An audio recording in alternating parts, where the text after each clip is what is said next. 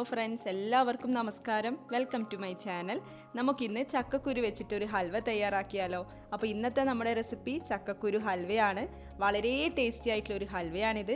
ചക്കക്കുരുവാണെന്ന് മനസ്സിലാവുകയേ ഇല്ല. അപ്പോൾ എല്ലാവരും ഒന്ന് ട്രൈ ചെയ്ത് നോക്കണം. നമുക്ക് വേഗം വീഡിയോയിലേക്ക് കടക്കാം.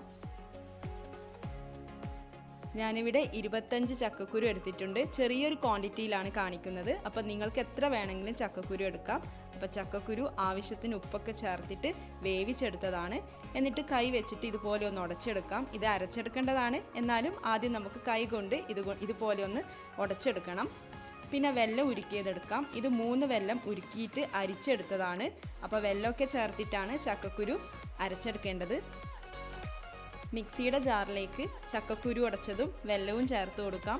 പിന്നെ വെല്ലം 3 എണ്ണം തന്നെ എടുക്കണമെന്നില്ല, നിങ്ങൾക്ക് വേണമെങ്കിൽ കൂടുതൽ എടുക്കാം. അപ്പോൾ നിങ്ങളുടെ മധുരം അനുസരിച്ചിട്ട് വെല്ലമൊക്കെ ചേർത്ത് കൊടുക്കാം.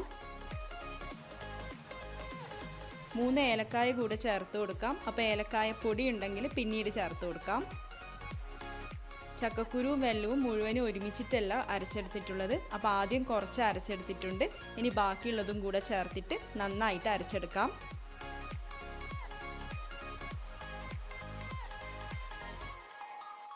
അങ്ങനെ ചക്കക്കുരു പേസ്റ്റ് ഇവിടെ റെഡി ആയിട്ടുണ്ട്. അപ്പോൾ ഇതേപോലെ നന്നായിട്ട് വേണം അരച്ചെടുക്കാൻ വേണ്ടിയിട്ട്.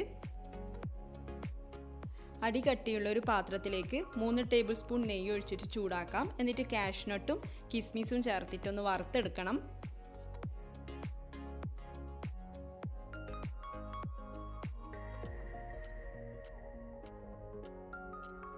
ഇനി നമുക്ക് ഇതേ നെയ്യിലേക്ക് ചക്കക്കുരു പേസ്റ്റ് ചേർത്ത് കൊടുക്കാം. എന്നിട്ട് നന്നായിട്ട് വരട്ടിയെടുക്കണം.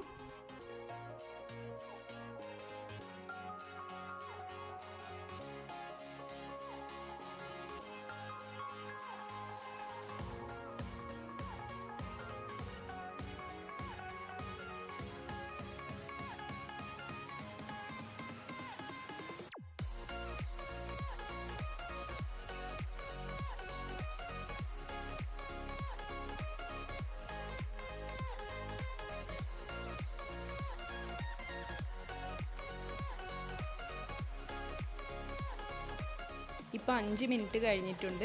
നെയ്യും ചക്കക്കുരുവും നന്നായിട്ട് മിക്സായി വന്നിട്ടുണ്ട്.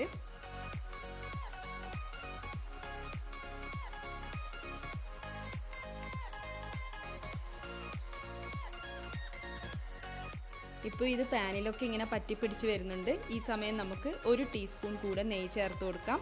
എന്നിട്ട് ഇളക്കി കൊടുത്തുകൊണ്ടേ ഇരിക്കാം.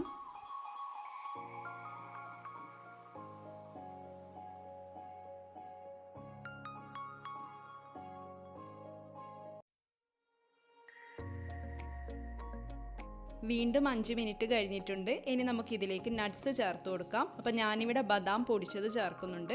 നിങ്ങൾക്ക് ഇഷ്ടമുള്ള നട്ട്സ് ചേർത്ത് കൊടുക്കാം കേട്ടോ. അപ്പോൾ എന്നിട്ട് നമുക്ക് നന്നായിട്ടൊന്ന് ഇളക്കി കൊടുക്കാം. മാത്രമല്ല 1 ടീസ്പൂൺ കൂടെ നെയ്യ് ചേർത്ത് കൊടുക്കാം. എന്നിട്ട് നമുക്കിത് ഇളക്കി കൊടുക്കാം.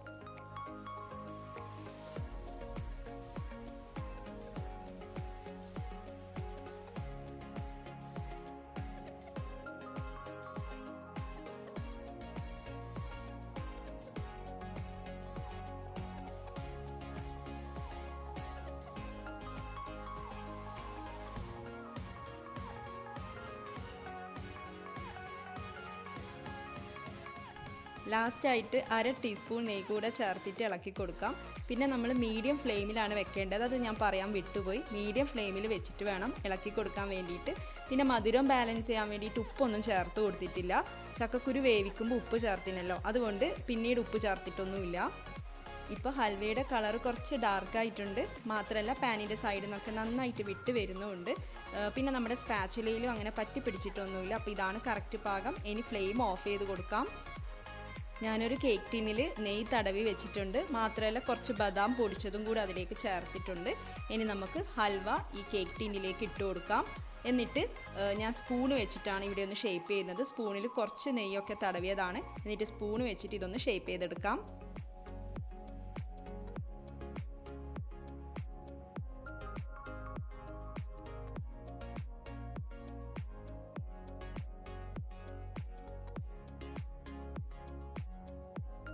നമ്മൾ ഫ്രൈ ചെയ്ത് വെച്ചിട്ടുള്ള കാഷ്നട്ടും കിസ്മിസൊക്കെ മുകളിൽ വെച്ചിട്ട് ഒന്ന് ഗാർണിഷ് ചെയ്തെടുക്കാം.